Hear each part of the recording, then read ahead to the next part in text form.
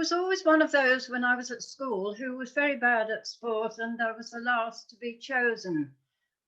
What they didn't understand was that I had stamina, determination, and I have to say, a certain foolhardiness, which almost got me into trouble in the Himalayas. So, I first went to Nepal in 1988, and I went back many times subsequently, culminating in 2019, which was the last time I went to Ladakh, India, to do the Somoriri trek. So, as you can see, altitude is not a problem for me, and the Somoriri trek involved crossing 7 5,000-meter peaks. So I've done so many, I've climbed to 5,000 meters and above so many times I can't count them. And so it doesn't affect me except just a slight headache. So then I went to Nepal in the year 2000. And in fact, I had just been working in Nepal and, sorry, not Nepal, Laos, and finished that project, and I was on my way home, and I thought, well, now I can fulfill one of my ambitions and go to Nepal and do the Everest Trek. So I went to Nepal. I did the Everest Trek, and this is a fabulous trek. It takes about 2 weeks, I think. I'm not quite sure. And obviously reaches high altitude and takes in some absolutely fabulous scenery, including Gokyo Lakes, which is really fantastic. And then, of course, I went to the Everest Base Camp region, and it was so wonderful, such a wonderful experience, and I felt so good that when I got back to Kathmandu, I was waiting for news from the London Marathon, because having finished my stint in Laos, I thought, right, I'll do the London Marathon, and I was very fit. So I was waiting for news about that, didn't get any news, and I thought, oh well, that's the way it goes with the London Marathon. I haven't got in, so I will fulfill another ambition of mine and do the Annapurna circuit trek. So that meant I would have to extend my visa, which I did, and forget about the London Marathon. But in fact, after I came back from the Annapurna circuit and went home, I realized I had got into the London Marathon after all. And so I had just 2 weeks in which to do my training and also to tend to this problem with my hand, which I will be talking about as the second misadventure in the Himalayas. So what happened to my hand? I suppose you might be beginning to get an idea about it. Anyway, off we went to Everest Base Camp region, and arrived at a place called Labuje, which is something near 5,000 meters. It's very high. And we arrived there after many days of trekking about midday. So I felt rather under-exercised, and I'm not the sort of person to sit in a hotel room, especially one that's very basic and dark and cold, when I could be out going for a walk. So I said to my guide, oh, I'm going out for a walk. I'm going to go up towards Kalapatar, which is the obvious destination. It's a big black mass of rock from which you can see, you have a very spectacular view of Everest, as you can see. So anyway, I went up there and started coming down, and you wouldn't think anybody could get lost on the way down, but I must have gone down a wrong valley or something, and found myself walking into the Italian high altitude research centre. I thought, oh, well, that's the only way I can ask them how to get back to my guest house in Reigate. But it was getting dark, so just a little bit worrying. And anyway, they said to me, well, I think you'd better stay the night, and we will send somebody down to tell your guide. Whether they spoke in Italian, I'm not quite sure, but anyway, I did know a little bit of Italian, so that was all right. And as you can imagine, when I met him the next day, my guide was not best pleased with me. But anyway, I'd had an adventure, and I still want to say that I think sometimes getting lost is the best thing you can do, because you end up having an adventure. Anyway, so that was the first misadventure. No, I've moved on too quickly there.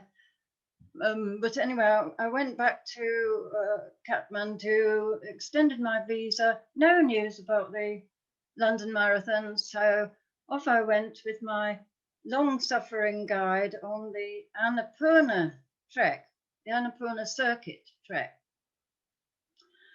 So I love the trekking life, I want to say, because you have this kind of experience. Here's me with my guide and the local people making momos, which is a very delicious dish in that region. And so we set off on the Annapurna Trek. And unfortunately, this is where things started to go wrong. It started to snow. As you can see, the conditions were really pretty horrible and very beautiful. But I got snow blindness, which is not very pleasant, and it hurts, it prickles in your eyes. But of course, by this time we were very high, and going back would have actually taken longer than going forward. So, and of course, me being very strong and fit and everything, I wanted to go on. But anyway, we set off the next morning, and it was really seriously cold, like minus 30 degrees, with wind chill. So with my snow blindness, I wasn't in the best of spirits. But we started at 3 o'clock in the morning, as is normal on this sort of trek, in order to get to the pass by the sunrise. So on the way up, I'm sure it was very hard work, but it didn't really matter that I couldn't see because it was dark anyway. Well, then we arrived at this lodge at the top of the pass, and you can see this pathetic figure on the left who couldn't see anything. And I had the most expensive cup of tea in my life, but it was such a delicious cup of sweet tea, and I had another one, and I enjoyed the tea very much, but I couldn't, unfortunately, enjoy the view. And then, of course, as is often the case in mountain adventures like this, actually going down is much harder than going up. And it was much, much longer, very hard with the cold and the blindness, trying to keep myself upright, using my stick to, to balance. And of course, that meant I put my left hand in my pocket, and so my left hand was not affected. My left hand is absolutely fine. But my right hand got frozen.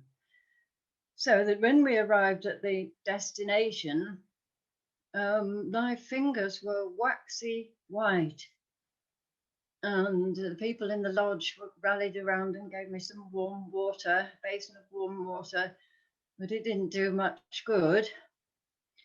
And so we had to get back to Pokhara, cut the trek a little bit short, and flew back to Pokhara, where I went to the hospital, and they dressed it and said, "Oh, that's fine, you'll get better." They made encouraging noises. Of course, it wasn't true. The same thing in Kathmandu. But anyway, I had a nice time with my guide exploring the valleys around Pokhara, and then enjoying Kathmandu.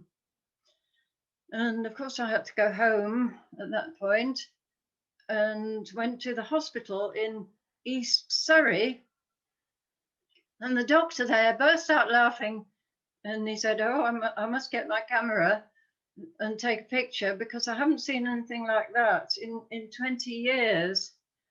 Of course," he said, "you'll have to have them off, because if you don't, they will get gangrenous and drop off." So I had that operation. I had it in East Grinstead. And so I was walking around with my fingers bandaged up, as you can see. But I did manage to do the London Marathon during that time.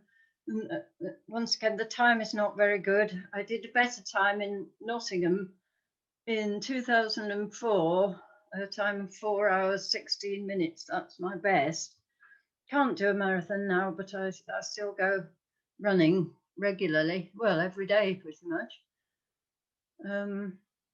So that was the second misadventure. And now we come to the subsequent years. I wanted to mention that you might think a person wouldn't want to go back to the Himalayas after such an experience. But I went back the next year with the same guide and did a trek on the other side of the Everest massif, which was very wonderful, and kept going back at quite frequently over the subsequent years. And then I got the idea in the year 2014. Again, it's my foolhardy ambition, perhaps, but I had a lot of encouragement from my guide. He said, "Why don't you climb this peak, Stock Kangri, a 6,000 meter peak, which would have been a record. My previous record was Kilimanjaro, 5895. So I thought, oh, well, I'll give it a go. And of course, when you, Ladakh is fabulous. I really love Ladakh. There's something about the barren colors of the rock, and especially the color of the flowers in contrast, I think is something very, very beautiful. As you can see, you get an idea of what the land is like, and the trekking, what the trekking is like in Ladakh. Anyway, I set out to climb this mountain and with my guide. And I want to mention at this point that one of the problems of altitude, which I do suffer from, is insomnia. And it's unfortunately it's not such a serious problem, but it is debilitating in the long run, I think. So I hadn't been sleeping, and maybe that explains what happened. Because off we went, slogging up the mountain. It was much steeper than that at the point where the accident occurred, but I obviously I don't have a picture of that. I put my crampons on because it was an ice slope, and followed my guide obediently. And I must say I did have misgivings at that point.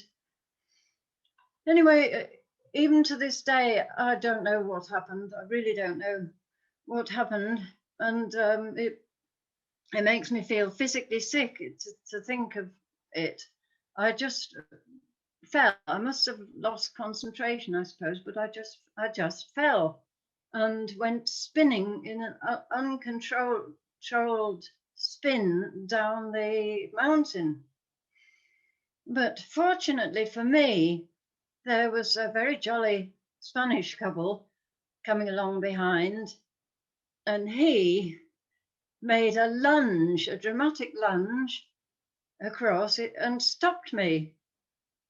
So I was a little bit bruised and quite considerably shocked and upset, I will say. But maybe it was a good thing to stop at that point.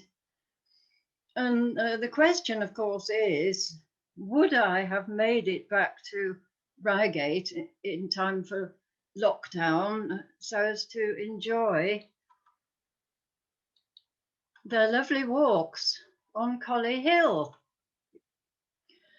Well, I think all those experiences teach me a little bit about what I can and can't do, but I'm afraid it's not foolproof.